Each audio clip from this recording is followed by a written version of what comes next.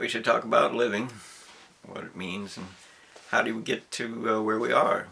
And the answer to that is we have a choice. We have a choice to choose love. We have a choice to choose I just want, I want, and or I don't want. And we have the choice to choose hate. Well, love is, living and finding value in life. Animal means I find value. The value is whatever I possess, and hate, of course, is the value of power and pride and fear and believe and things like that. Obey, things like that. So we get there because we accept what we choose. People ask, why are we here at all? And of course, miracles identify a creator did this for us. There isn't any doubt about that. You can't think without all the parts and pieces that are you may allow you to think, nor can you live without all the parts and pieces at once that your body needs to survive. So the fact that there is a creator is absolute. There is no doubt about that, and if you respect that, then you learn to find soul, or more correctly, you learn to find the meaning of life is in whatever our Creator decided for us. And what we learn from this living is that loneliness makes a big difference to our world. So, and it also makes a big difference, and I should perhaps avoid it, but loneliness has to make a difference to every life, and that would include God. If you own the entire universe, but there is no life in it, would it be a lonely place or not? And of course it would. So he created life. And as, the story of Satan goes, not all life has value. Because, living things choose different things. So we are given the choice in this time, in this place, to decide for ourselves if we choose to have love, which means that we respect the miracle that is our gift of freedom, our gift of expression in our existence. Or we get to have, time is all I want. Time is all I need. Time, give me whatever it is that I have right now, which is the majority. And then, of course, there's hate, which is the discovery of death, I guess. I don't know. But you do have a choice, and of course, those who have value are welcomed into eternity, and those who do not have value are discarded as recycled, if you wish, to let someone else try. Or if it is hate, and if you have actually declared war on the God of your creation and done damage to His eternity, you're going to pay for that. So believe that, don't believe that, doesn't matter to me. It's your life, it's your eternity, it's your religion, it's whatever it is that you decide for it to be. I certainly don't have any effect on your eternity. I'm not saving your life, and you're not saving mine. We are individuals. We get to choose whatever it is that we believe or we accept. Actually, there's a difference there. Belief is whatever you want. Decide is whatever you want. Therefore, you believe that what you want is going to give you something of value. While accepting what is true becomes a faith in the evidence. The evidence is what you can prove, reality does do. The law of life is that we move, that our bodies move, and of course, the law of death is that you're not moving anymore. So we can depend upon that.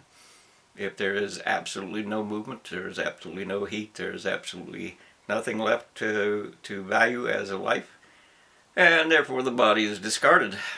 It is simply done for. It's used up, and it's not coming back. So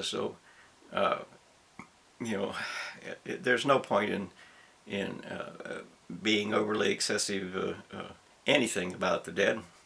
They're dead. Their time is ended. What is important is, of course, eternity, and what is eternity is where or what happens when we die. And of course, there are many decisions about that, but the One that strikes me as most likely is that thought created us. A question of what came first, the chicken or the egg? And the answer is thought came first. Without thought, you can't build anything. Without thought, you cannot build anything. It doesn't work. So evolution says thought is last, of course, and of course that is completely wrong and completely a lie. And you believe them. As with COVID, university is your God. You can't question the leader. That's what a cult is. You can't question the leader. And of course, the courts have told me time and again that they can't question the leader, can't question the university. They're the expert. They know, but they don't know. As is constant with our situation here, where we face extinction. Believe it or not, we actually face extinction. We have everything in place to make us extinct. Poisons and resource loss, so just everything. You're killing off every chain of life in the world. You're killing the planet. Extinction is on the horizon. And unless you change, extinction will overcome our lives, because once we get past the point where we can actually make a difference in this living world, it's going to die. And if it dies, we die too.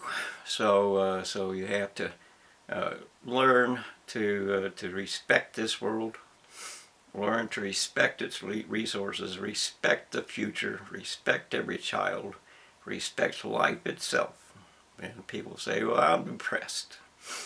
Well, you're depressed because you didn't win the game. You're not depressed if it's life or death. And that's what this living world is. It's life or death. Or death. There is no real in between. People make it in between so they can play games with that. And if you're playing games and you're winning or losing, and if you're winning or losing, you're either thinking you're God, or you're thinking everybody is better than me, or everybody's trying to be better than me, or whatever it is. It doesn't work. Stop playing the game, and you won't be depressed anymore, because you're not losing.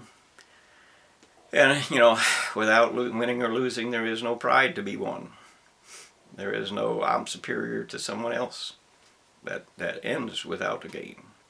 And if there's no game, then of course there's no really power, because power allows the people to say, I'm the better one, I'm the superior one, I judge you. And when you judge someone or something, or even the earth, if you judge it, you're going to make a bad decision, because you are not God. You are not allowed to be God. You don't get to decide what is great or bad or good or whatever it is, except for hate. And hate, of course, wants to control everything, and that makes the university a place where hate has infiltrated badly. They think they can play God with genetics. They think they can play God with nature. They think they can play God with the sun, bringing it here. They think they can play God, it doesn't matter what it is, with everything. With everything. And of course, and by declaring that evolution is their God, which is a religion. So the university is a religion, and it is a cult, because you can't question the leader. And you say, wow, this is a place where we get to talk about freedom. Well, you do not get it. You've never been to a college then. It's the most confined place for thought that ever was.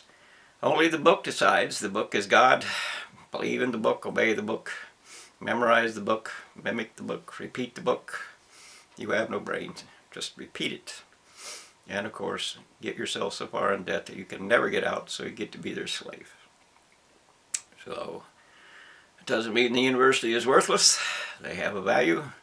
But it does mean there are those in university that are against our life, and against the world, and against nature, and against everything. And you really must separate them from the possibility of making a decision that's going to destroy us. We are not, we have to do better than we're doing. The world is dying. And you can say, global warming doesn't exist, but the fact is that it does. All the evidence proves it does. You can have any expert that you want, say anything that you want, as has been proven throughout the years. Anything you want. The expert will be your liar for you. You can buy someone, as is constant throughout society. Who can't you buy?